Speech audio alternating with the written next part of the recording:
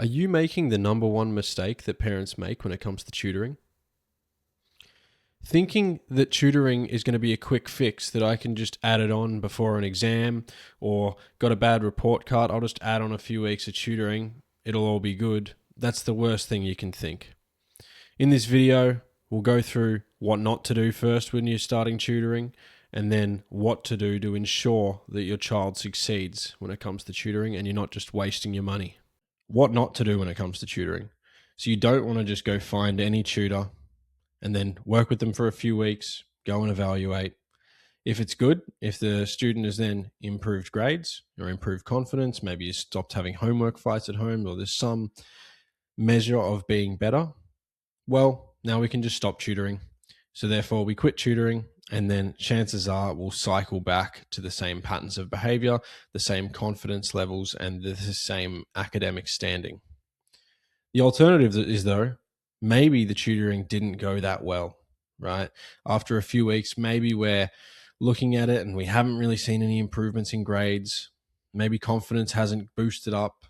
So we just give up completely, and that's the end of tutoring, and we quit. So either good or bad outcome, we quit tutoring ultimately. Alternatively, what we should be doing is we should be finding a tutor that connects with your child. Taking the time to ensure that we've got a good match can be super, super important. We want good rapport built between the student and the tutor, because that allows for effective learning to actually take place. No one wants to hang out for an hour or 2 hours a week with someone they don't get along with and someone they don't like. So that's super important. Then give it a few weeks. You can give it a month, preferably 8 to 12 weeks, so 2 to 3 months. See how your child's tracking. Have they gotten any updated assessments, or have they improved their grades? Has their confidence changed? These are all measures that we can look at. If it's a good result, well then, why wouldn't we just continue? It's working, right? So then we can just continue to repeat those 8 to 12 week periods where we continually evaluate. We make sure that we are actually seeing the results consistently. But if it's working, it's working. So continue.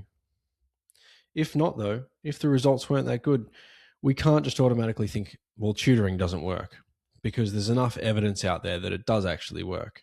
So we should look at specifics. Maybe it wasn't a good fit with the tutor. Maybe the sessions were too infrequent or too frequent. Maybe the student was feeling burnt out, right? Maybe the day or time didn't really work. Maybe your child had sport that afternoon and then went home and did tutoring, and so it kind of just went in one ear and out the other. Maybe it's on a Saturday and they wanted to do something else, and so they're a bit resentful. There's so many variables there, but is the session day or time suitable? Should we try something new? If not that, then is the session structure, is that potentially an issue? Do they need online tutoring? Do they need a bit more flexibility, a bit more ease of access? Or do they need more structure? Do they need a face-to-face tutor that can maintain that engagement, make sure that they're not losing focus? Some people do need that. Is the platform okay? Are they having issues accessing it? Are they spending, time at the start of the lesson with technical issues, and therefore that's kind of annoying them, and so they're not fully open to the learning experience? Is there effort being put in between sessions? Has the tutor been leaving homework, but it hasn't been being completed? Are they putting in the extra work on their own, even outside of homework? If they really, really want to do well, sometimes it's important to ensure your kids are doing a bit extra in between sessions, right? Especially at those higher levels. Is it something else? There's plenty of variables. There's so many other things. Maybe it's a tough time for them. Maybe they're 14, 15, there's a lot of emotions. Maybe they're not wanting to do tutoring, even though it would be beneficial. So you really got to look at the reasons why potentially something isn't working, and you can't just label something as not working, right? Going back to the fitness analogy, fitness, we know it works, right? But if you eat 20 pizzas a week and then you go to the gym 7 days a week, you're probably still not going to reap the benefits, right? And so it should be this overall holistic approach. And so the same approach should be taken with tutoring. So then we need to address the suspected issue and continue to monitor whether it's actually changing, whether it's getting better, whether it's deteriorating, whether, we've changed the day and time and it's actually gotten worse now. So then maybe we could shift it back. Maybe then it would become a different issue that we could look at. Maybe it was, they needed the extra session each week. Maybe one session wasn't enough. So continuing to look back through that list of potential issues and evaluating, right? This can be an iterative process. It doesn't have to be super long, but just like anything, it'll take a bit of time to nail it and get it perfect. And then we want to circle back to the start and just continuing to reevaluate every 8 to 12 weeks. But if you really are having bad experiences with the tutor, change tutor. Don't feel obliged to remain with the same tutor.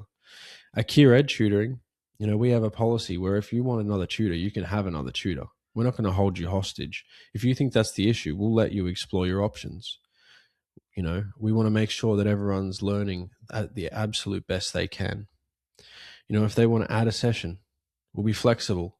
And most other companies will too. Most independent tutors will try their best to accommodate anything, right? The people that genuinely care, will do whatever it takes to make sure that your child is learning to the best of their ability and excelling.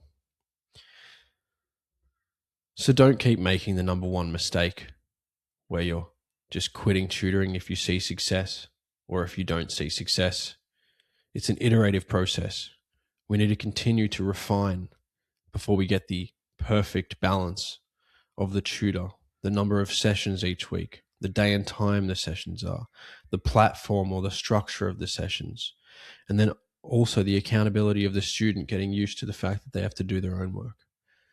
There's too many variables, but tutoring definitely works. So I advise you to think and reflect every 8 to 12 weeks and see how you could improve.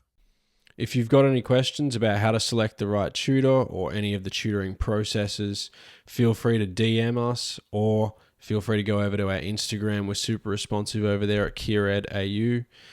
You'll also see in the bio a link to a learning gaps prevention check. Super handy. Make sure your kid's not quietly falling behind at school. So jump on over there and we'll see you on the next video.